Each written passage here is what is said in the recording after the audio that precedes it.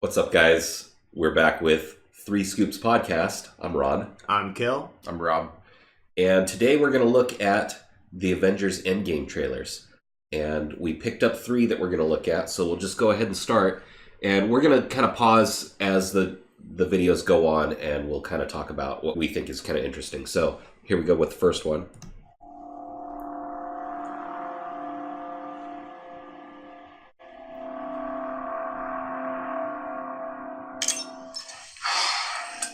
Stay on. Hey, Miss Potts. If you find this recording, don't feel bad about this. Part of the journey is the end. Just for the record, being adrift in space with zero promise of rescue is more fun than it sounds. Okay, so things look pretty bad for Tony. He's out there by himself, drifting in space. Did you want to say something, Rob? I just wanted to say that this is from the initial, the first trailer. Yeah. Right.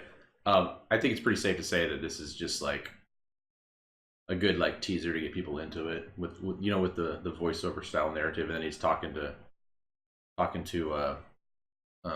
what's her name, Potts? Pepper. Yeah.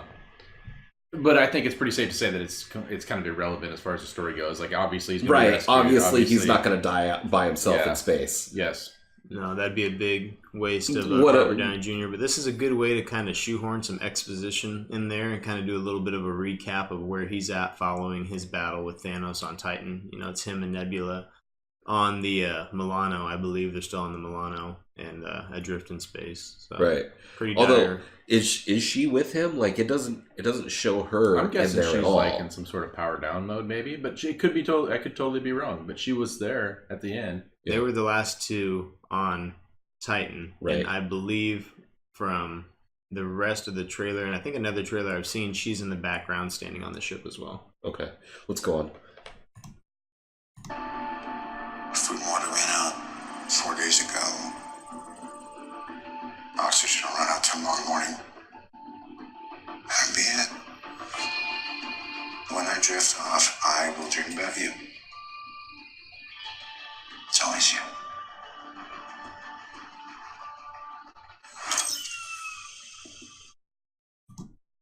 So something to be said too, there has been some leaked images of Pepper Potts in the rescue armor from the comics. Okay, Kind of dressed up in that persona, is that Iron Man-esque female, offshoot.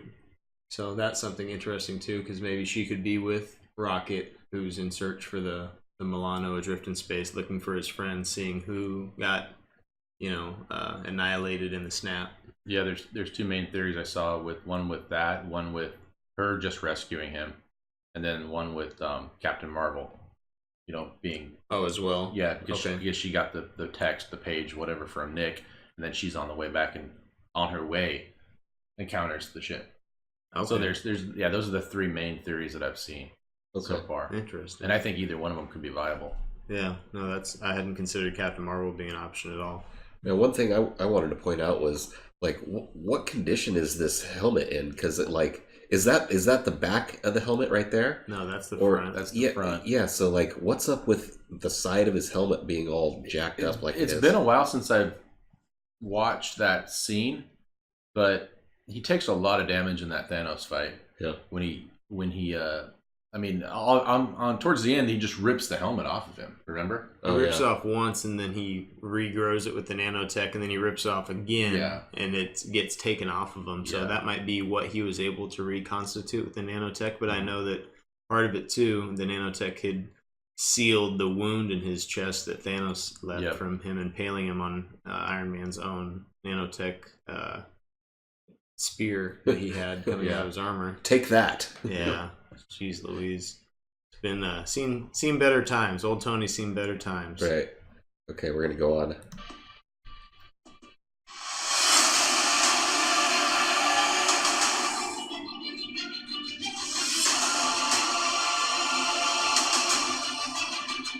Thanos did exactly what he said he was going to do.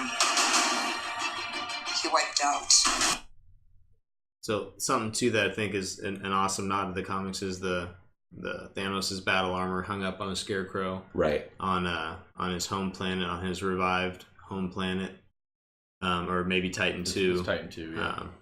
I think that's kind of a cool homage. You know, a lot of boxers will do that, or a lot of samurais will do that when they retire. They hang their sword on the mantle, or you see a boxer hang his gloves and robe up, you know, signifying the end of his career, but, you know, not forgetting that part of themselves. I think that's kind of a cool, you know, we see Thanos limping through the field, you know, or it seems to me like he's kind of side shuffling maybe from some of the damage he took. Yeah.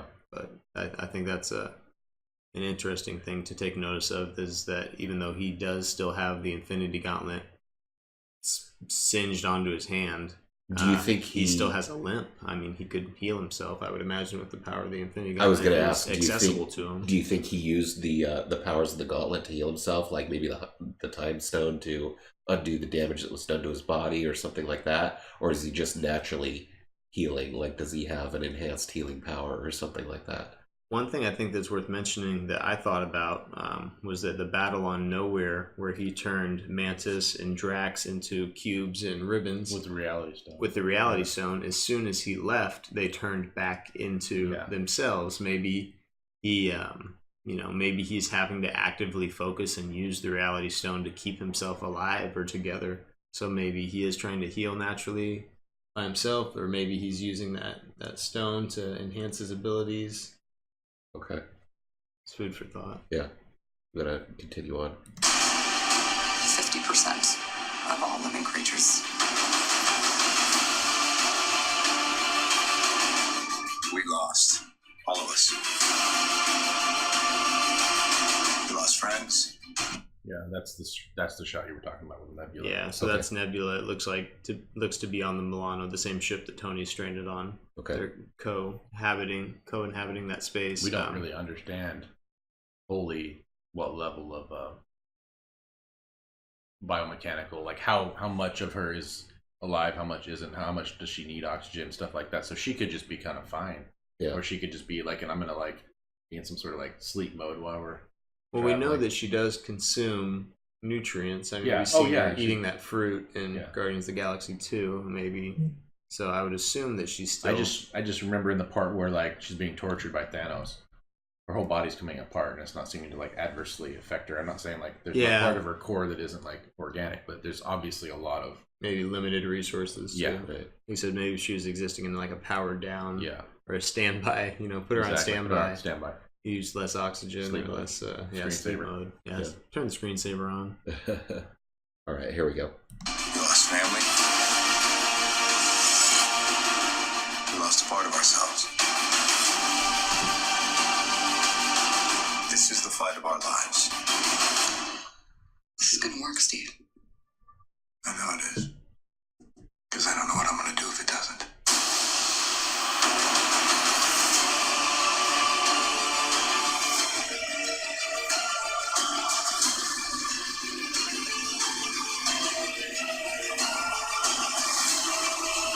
Okay, so this trailer has been out for a little while now, so we've known that this was going to be called Endgame. What do you guys think about this? Like, what do you guys think about? Because initially, when they announced these movies, they announced it as Infinity War Part 1 and 2. Yeah, I think it might have just been a way to like obfuscate what was coming. I think they knew it was going to be Endgame, especially with the line. I mean, it ties in too much to the line where Doctor Strange says we're in the Endgame now. Right. Which a lot of people, you know, it refers to like chess and stuff, I guess. Apparently, like when you're in the end game, you're sacrificing pivotal pieces in order to win. Right. Well, Tony says that too in Age of Ultron. He says, you know, he refers to the invasion in New York, the Battle of New York. He said that up there, you know, the Chitauri army, which he's referring to their invasion. He said that's the end game. Yeah. You know, and it's kind of culminated to this. But I think it's interesting too because the title in relation to the line that they just said, you know, this is going to work, Cap, you know, oh, I know it is, because I don't know what we're going to do if it doesn't. They have a plan. We don't know what that is specifically yet. There's a lot of speculation, whether it's microverse, multiverse. I mean, it could be a lot of things, but we're not entirely let in on the plan, but we know that they have one, which creates enough intrigue to keep me interested without spoiling anything. Yeah. a lot of speculation also that it's going to be Tony to deliver the last blow. Yeah, with Doctor Strange, basically, he goes through. There's so many lines in Infinity War where he's basically I'm going to do whatever it takes to keep Thanos from having the Time Stone. Yeah. And if that means sacrificing you, so that's what's going to happen. And then you get to the end, and he does the exact opposite because he sees that one scenario where they can win, and it has to do with Tony Stark staying alive. So as he knows it, he's basically, okay, I'll give you the Time Stone if you spare his life, because he knows it's important. Okay, let's go on.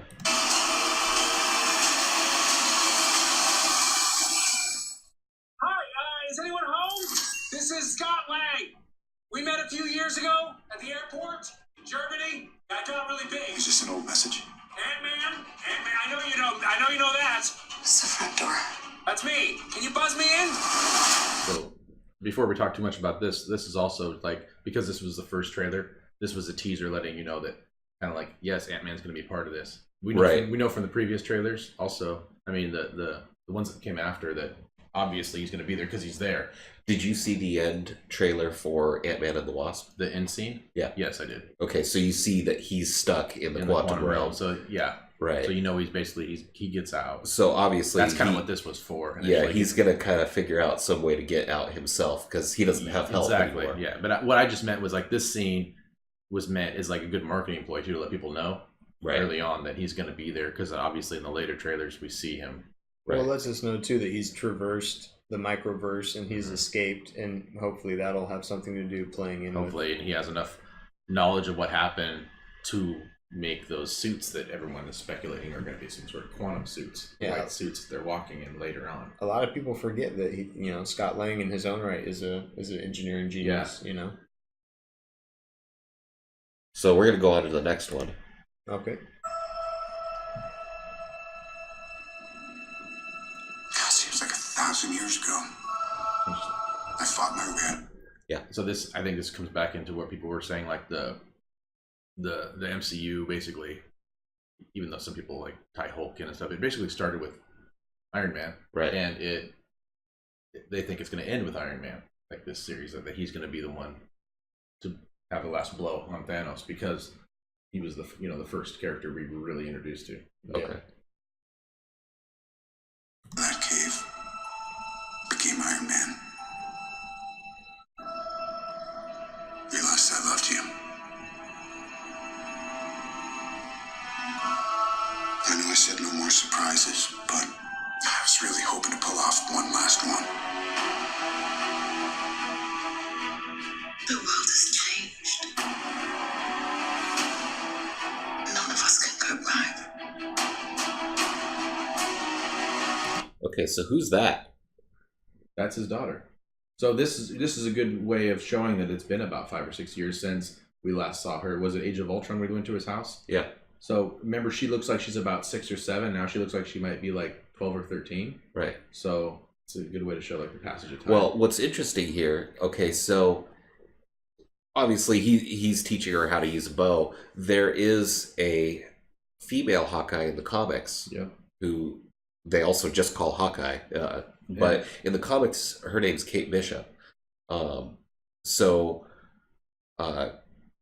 Obviously she's not a Barton like Clint is, in the comics at least. So I wonder, is this going to be a different iteration of the female Hawkeye? I have seen some speculation that it will be. It could be a nod to that, but I think, like Flock was saying, it's just showing that there's a passage of time. It's showing where we were introduced to the characters and where they stand now. It showed Captain America looking into, or Steve Rogers rather, before his transformation, looking into the recruitment poster with the little mirror face and him not measuring up to where he stands now, going through everything that he's done. It shows Clint here doing archery with his daughter, then shows him as, the changed and hardened Ronin, going from a supple family man in the heart of the Avengers. I think it's just showing the direness of the circumstances. I will go on here. All we can do is our best. And sometimes the best that we can do is to start over.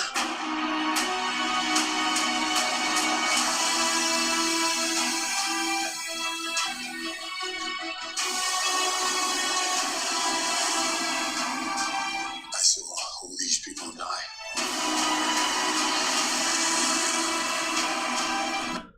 What's interesting about these flashbacks to everybody disappearing is they're highlighting red in there. I wonder why they're doing that. Did you notice that with the grayscale? We were talking about that a little bit earlier. Okay. Before we started the recording too, that we're not sure what it symbolizes, but they're not only are they highlighting red, they're making things red that weren't not necessarily red in the theatrical release, because there's the scene with Captain America's glove has the red on it too, and in Infinity War that's color is green. Oh, okay. So the red, I don't know if it's just symbolizing the death or the blood that's been spilled. I'm not really sure what they're going for. Could just be a cool Other than cinematic trope. That too, and that since they're rehashing so much old footage, making it different, obviously. But yeah, they're definitely showcasing the red. Yeah. I keep telling everybody they shouldn't move on. Some do, but not us. Even if there's a small chance, we owe this to everyone who... So is this that's the Quinjet flying into Tokyo skyscape? Yeah, I think that's her going to get him in Tokyo. Because That's he definitely looks like he's on the streets of Tokyo. Black Widow, Natasha Romanoff Yeah. going to get Hawkeye, Clint Barton. Yes, that's Okay. what I think it is. Going Because to that's definitely Tokyo, the city they're showing. Yeah. And then when he's on the Agreed. street, there's Japanese characters on the signs. So Yeah. I'm pretty sure that's where he's at. Well, yeah, I was just wondering if that was the Quinjet. I think so. Okay. It looked like it, but Yeah, I think it did as well. It's hard to tell. It's night. yeah. Okay. It's not in this room to try. We will. I wonder what Hawkeye was running from that was blowing up there. Yeah. That was an interesting scene. Action. There's also the flashlight he's got that's kind of cool. Yeah. You can see it later on in a different, I don't know if it's in this trailer or a different one, where he's got like a almost like the way you'd put a flashlight on a pistol to aim. Right. He's got like a little flashlight built into his hand, so that when he's knocking the arrow, it's like shining a light down the arrow. Oh, okay. Oh, that's pretty cool. That's pretty cool. You can see it in that scene where he's running, though. You can see Very it, tactical. Oh. Very tactical. Whatever it takes. Now, where do you think that she is? Earth. Where do you think that she is when she's doing that? Earth. You think she's on Earth? It didn't look like Earth. It doesn't look like Earth, but there's another scene that looks just like that. We were talking about that before the recording too. We're part of the rubble. It looks like a crane. Okay. There's also been a lot of speculation that Thanos is going to come to Earth and attack them. There's a scene where Ant-Man is fighting, and it looks like he's sort of in an office, and he's like flipping on that pencil. I want to back up to just that part right there. I don't want to go too far back. There we go. So right there. Yeah. I think it's Earth, but it could be anything. Yeah. I think it's just a rubble of a destroyed city. The debris in the sky and it looks like the pollution in the air looks the same as the scene that we'll see in a little bit where Rob was pointing out there's a downed crane and it looks like it has a spindle of cable the winch going and up everything is there, going yeah. up it, and you can kind of make out the winch. Yeah, it's pretty. Okay. Whatever it takes. I see what you're talking about. Whatever it takes.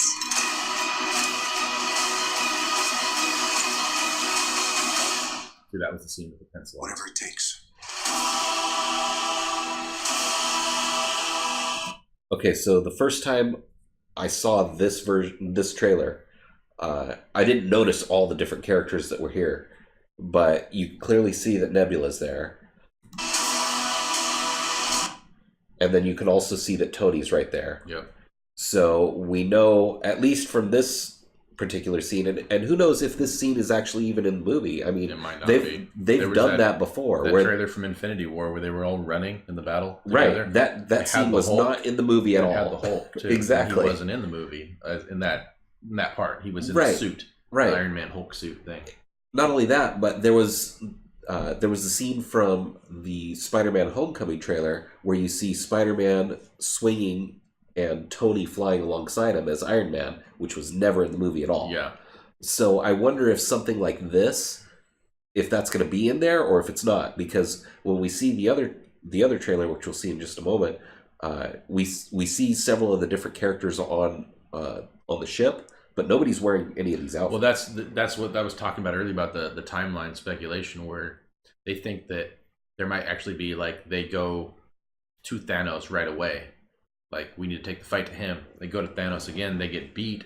They come back. Then Thanos comes to Earth, and then they have that battle that I was talking about. Okay. And then that later on that they're going to be going back. There's just a lot of speculation about there's going to be a lot of timeline changes, because in a lot of it, I know you're getting ready to say something, Kellen, but every different little scene they show, Black Widow has different hair. So they're speculating a lot that there's going to be a lot of timeline jumps where, like, you're right about that, because you can see that her hair is red here, and there's a red and long, and then sometimes blonde and short. It just changes so much. Right. Okay. In the different scenes that she's in. Something too that I think is worth noting, besides how cool these suits are, which I think, I mean, you look at the design, it kind of harkens back to like the Reed Richards Future Foundation from the comics. Kind of reminds me of that vein of things. But we're noticing who's there. Let's notice who's not there, who we don't see in a suit, assuming that this does play into the movie and it's not just a marketing promo. Is a cool shot of them walking through the hangar here at the base. We don't see Brie Larson's Captain Marvel suited up in one of these suits either, so that could give us some indication of where you don't see Thor in time this is happening. Yeah, we don't see Thor in one of these either. We're kind of missing some key characters that you would think, if they're just trying to do a cool promo shot and some interesting quantum suits, I believe is what we're calling them now, they would leave out two of the biggest characters. Well, there's a couple different speculations I've heard on that. One is the pull. They want to pull Thanos into the quantum realm to fight him, so that they go to the quantum realm to wait, and that because of Stormbreaker can summon the Bifrost, Thor doesn't need to go into the quantum realm. But is what he's going to do is him and Captain Marvel are going to. Captain Marvel's going to distract Thanos, and then he's going to come down and through the Bifrost take them both into the quantum realm while we're there waiting to fight him. That was a theory that I'd heard, and it sounded like it could be viable. Yeah, if they were going to try to take him into the quantum realm to battle him. I wonder if they view the quantum realm as it is a microverse or a miniverse.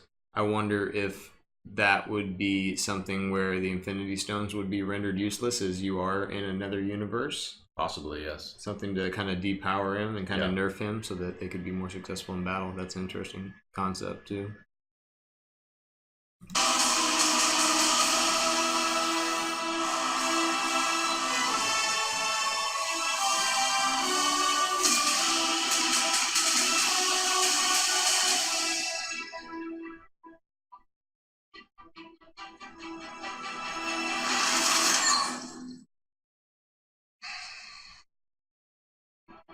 I like this one. Okay. So we're going to go on to the next one. Well, before we do that too, and another thing is, it could just be where some people say that maybe Captain Marvel and Thor, they don't need the quantum suits, because that some people think that with her energy, like, she can go places that other people can't, and then Thor could just use his axe to go to the quantum realm anytime he wants, so that he didn't need a suit. Right. Yeah. Thor can survive in space without. Yeah, but I'm just saying, because his new hammer axe thing summons the Bifrost, he can pretty much go where he wants. Right. Like, he doesn't need to be shrunk down to go there. Obviously, which ties into a theory which we haven't got into yet, that possibly Sakaar is in the quantum realm. Yeah.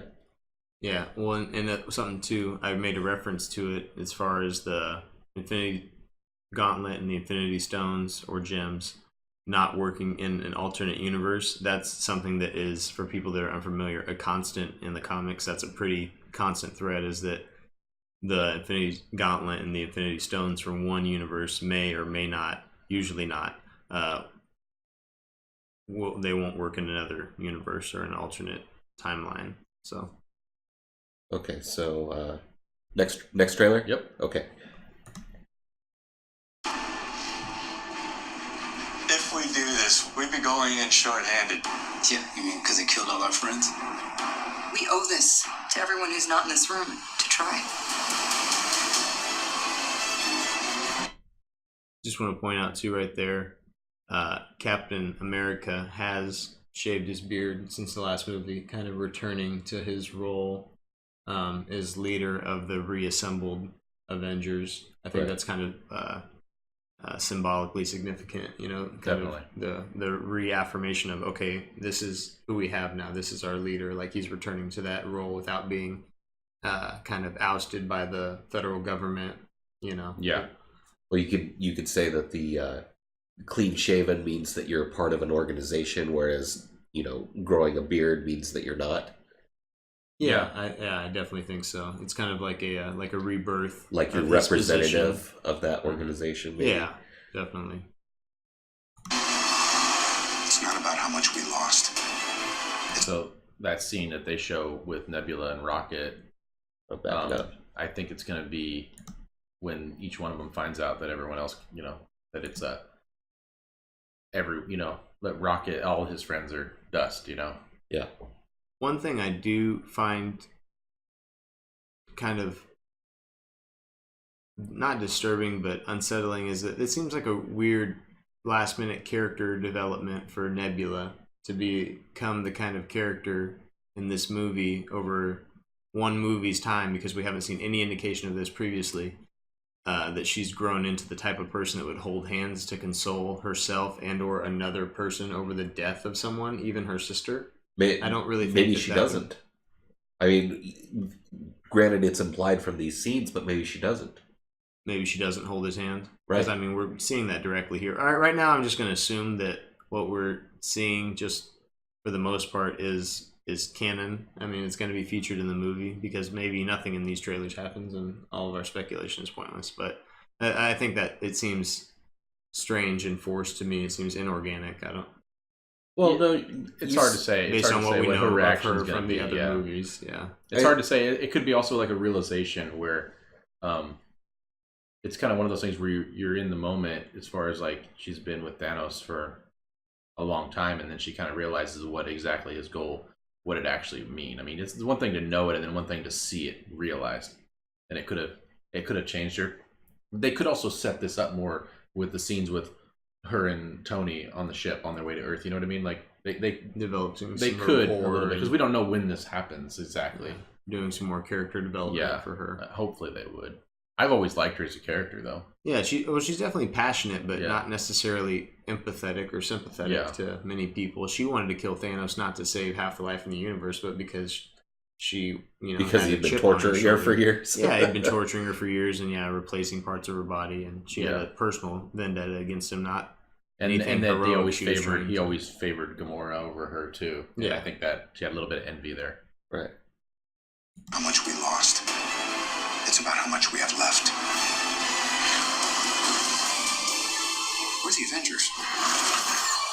We gotta finish this. So, you don't need to back it up, but in that scene with his tattoo, with Hawkeye's tattoo, it's like a skull.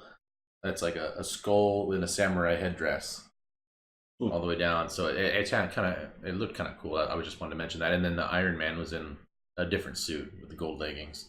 And then we see here too, Tony's with the rest of the crew back at headquarters, which kind of goes with what we said earlier. Like, there's not really any tension about whether or not he will get rescued.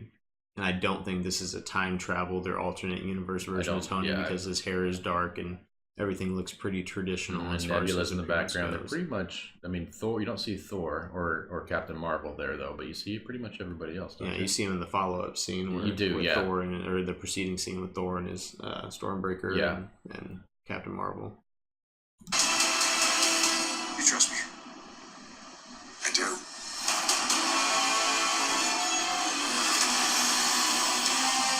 Okay, so right there is where I was talking about where, we see them all walking in the hangar with these cool suits, but not here. Some people speculate that this was the first battle, that they initially go directly after Thanos and lose, and they've got Captain Marvel co-piloting with Rocket. Like, this is after, obviously, they have like a reunion at Earth, and they go to fight him the first time, realize they cannot beat him just on an even ground, and then some people speculate that is when they decide to go the quantum realm route.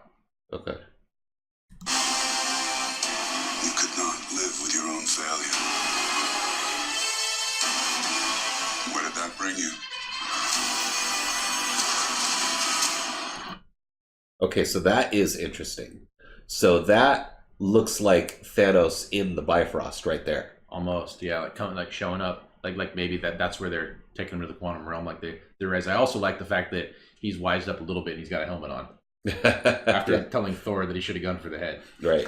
This scene where you point out it does look like the Bifrost. I think that's important to recognize too, because it doesn't look like he's using the space stone to manipulate. It's not the bluish smoke cloud thing that he was like. Yeah, this looks like Bifrost teleportation. It does, yeah. Compared to the space stone. Yep. Back to me. Okay. I don't know if this was the scene. Back it up a second. Let's see if that was the scene with the crane or not. I don't think so. Yeah. No, that's the scene where Thanos is sitting. There's the crane. So that's clearly a crane. Okay. That's why I thought this might have been the Earth battle. Maybe they pulled him down with the Bifrost. Maybe he showed up. But then in the next scene where they're walking, you can clearly see Thanos sitting with that crazy double-sided sword.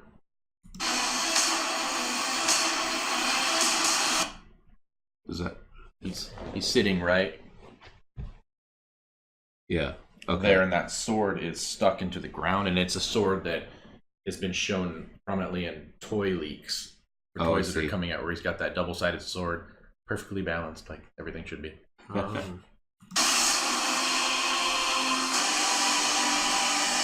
Tickets on sale. Okay, so I think that's it. So, what did you guys think? Are you guys hyped? I don't think I'm even gonna watch this movie. Yeah. Yeah, man. I mean, this is the culmination of, when I saw the first Iron Man movie. I mean, this is what it's all been building to. So this is 11 years in the making. Right. Yeah, I'm highly invested in the outcome of this movie. 3 hours long. I say 6. Let's not leave anything out. No director's cut later. Just give me everything you got, Marvel. Okay. I just wish they would have like an intermission like they used to. Otherwise it's like I don't even want to get a drink when I watch this movie because I don't want to have to get up to pee. That's what I mean. Yeah. Because I don't 3 hours. It's like I will drink a large Sprite and then refill it with my urine. There you go. Do you think this movie's going to be 3 hours? That's what they're saying. The speculation is 3 hours total runtime. So if you take like a typical Marvel movie, that includes. So they're thinking like maybe 2:45-ish, and then that's going to be the credits and the end scene and everything. It's going to be 3 hours if you wait to the very end. Yeah. Not 3 hours of movie and then credits. Okay. But yeah, definitely going to be a long movie. Yeah. Which I'm for. I bring it on. It doesn't matter to me. Yeah. If it's long. Right. I definitely think that's a format that I can appreciate. I mean, the Lord of the Rings movies and things like that weren't really my cup of tea particularly, but it wasn't because of the runtime. If anything, that was the way that they thoroughly fleshed things out and didn't have to shoehorn anything in. I mean, giving yourself more time to tell a more complete story, I think, is worth it. I'll sit in the theater for an extra hour to understand better and have a better grasp and concept of what you're trying to explain to me. Not to derail this more, but like in the Lord of the Rings movies, the initial movies, it was fine. They used the runtime, like you said, to flesh it out. Now, when you watch the 3-trilogy Hobbit movie, you can definitely tell that there's one scene where I want to say it's around 20 minutes of like minecart chase scenes, like it's just like you could tell they were trying to fill out 3 movies into what should have been 1. Exactly. Right. Just to milk it. Yeah. And I don't think that's what they're doing here because they have a lot to explain. They have definitely and if they want to put a nice pretty bow on this is where they axe, according to rumors. Again, we're just operating off of rumors. This is where they axe Tony Stark. This is where they axe Steve Rogers, and some of the other characters aren't going to be coming back for any more movies. Give it its due. Let the story play out organically, and don't force anything for time. Definitely. Yeah. So now we talked quite a bit about Captain Marvel the past 2 episodes. What do you think her impact is going to be on this story? Do you think her impact will be major or minor? I hope it's not major. I hope it's not like Ex Machina to the rest. Yeah, I hope that she's like really powerful and some of the cool abilities she can do completes the picture. Like It's a missing pie piece that they needed, but I don't want it to be like completely pivotal. Yeah. But that being said, if it is completely pivotal and they do it right, I think it'll be fine. Yeah.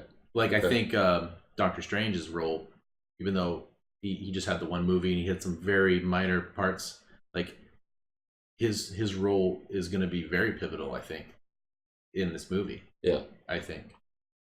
But pivotal, and like he just adds that piece, right. you know. I'll be curious to see him traverse Soul World, which is where I'm assuming a lot of these people are at, that they're going to bring back, that we know they're going to bring back, like Peter Parker, like Black Panther.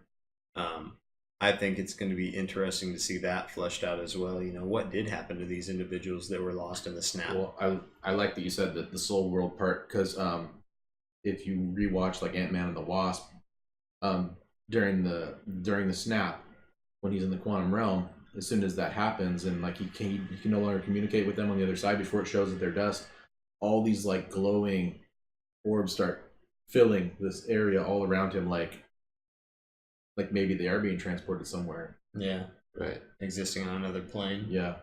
Huh. So I'll be curious to see how they flesh that out and adapt that from the comics. I'll be really curious. One thing we haven't really touched on at all.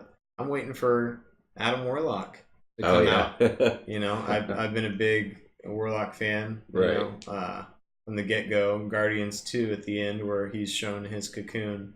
I was so amped, and then we haven't seen him since, or even hinted at him. And I know that's James Gunn's thing, and he wanted to get involved with that character, but I'll be curious to see if we get the introduction of maybe a few more new characters in this movie that we haven't seen or we haven't heard from. I'll be curious to see Hulk come out in his final form and actually represent. Well, there's also theories that he's going to be, what do they call it, Professor Hulk? Yeah, Professor the Hulk. Hulk that retains the brain. Yeah. And they've shown that's also from toy leaks, that there's a Hulk in like a purple suit that they believe it's like the stretchy suit where his clothes don't rip off. They just, suit stretches, you know. So we'll see if that shows up. And they've been pretty careful not to show anything with Hulk at all in these previews. And in my mind, some banner, but no Hulk. In my mind, that would be almost a completely new character. I mean, it's a culmination of, you know, two sides of the same coin, but I that would be a very interesting way to see him portrayed, just on a, you know, oh, here's Hulk getting a cup of coffee from the fridge very calmly. You know, I think that's a very cool concept. I can't wait to see brought to life. You know, I did read a run of Hulk comics from a number of years ago called Indestructible Hulk. And in those comics, Bruce Banner actually allows the Avengers to use his Hulk persona whenever needed, but also he wants a laboratory and he wants to be able to work on his own projects and all that kind of stuff. And so he develops like an armor that he wears that stretches when he turns into Hulk. Yeah. And so that way when he reverts back from Hulk, he's not naked and defenseless. He's actually still wearing armor. Yeah, yeah. So those Levi jeans have been doing a great job, man. So far, I'm just saying, those things are durable. Right. Jeez Louise, they're durable. It'd also be interesting to see if is her name Shuri? Yeah. If she's going to show, because they have definitely not shown her, other than she shows up on that one screen in the background is missing. But there's also one that shows Ant-Man on there too, like where that hasn't been confirmed. It hasn't been, but she might not be present, but she might not be missing as a result of the snap. Yeah. Yeah. Yeah. Did it show her disappearing? I don't remember. I did not. No, it didn't show her in Infinity War. No, it did not show her. Okay. Didn't show her disappearing. No. Okay. Interesting. I guess we'll have to wait and see. Not long left. Yeah. Be toward the end of the month. 25th? 26th. Yeah. Very exciting. Very exciting. Definitely, this might be one that I'll have to see in theaters more than once. Yeah. Well, yeah, because you gotta check out the stuff that you missed. Yeah. So, all right, guys. Well, I think that's gonna wrap it up for us this time. Once again, this has been 3 Scoops Podcast. We are a new channel, so make sure you guys hit the like button if you enjoyed our video. Please do subscribe, and also bell. Ring that notification bell. Don't forget to do that. All right. Once again, I'm Ron. I'm Kel. I'm Rob. And you've been listening to 3 Scoops. Thanks, guys. Bye-bye.